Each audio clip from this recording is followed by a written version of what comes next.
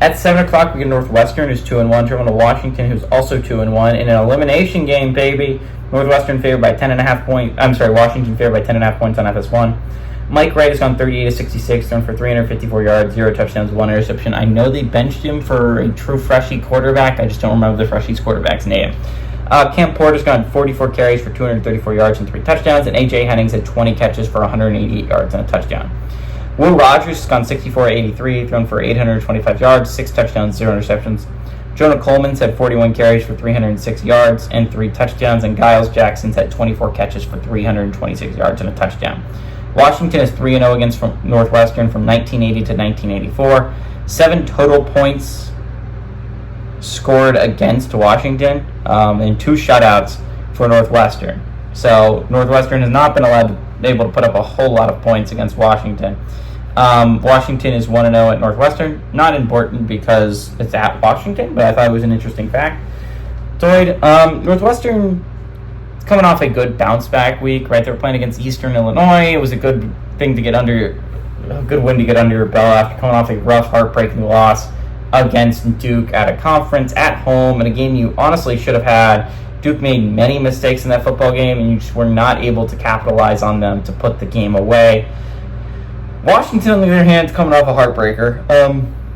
Apple Cup week 3 or whatever. It's way too early to have the Apple Cup, in my opinion, but hell of an Apple Cup. Great game.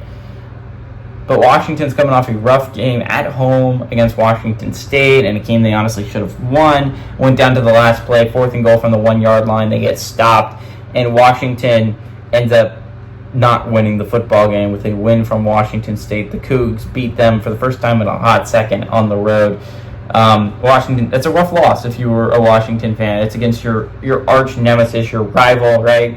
And then you're playing Northwestern. It's the thing about rivalry week being a little bit early on in the season. Week 3 is it's weird because normally you give your all on rivalry week and there's nothing to do the next week, right? I mean, like Washington, not the same thing happened last year because they had to play in the Pac-12 championship. So obviously you immediately have to get ready for Oregon. But it's just like, it's like weird because now you're playing a regular season game against Northwestern. It's a little bit different having it that early on in the year. Northwestern isn't a great football team, and I said that at the beginning of the year that I don't think they're going to be great. I think they're going to be hovering around 6-6 football team. I think also Washington's going to be hovering around a 6-6 football team, but I do think Washington has more upside.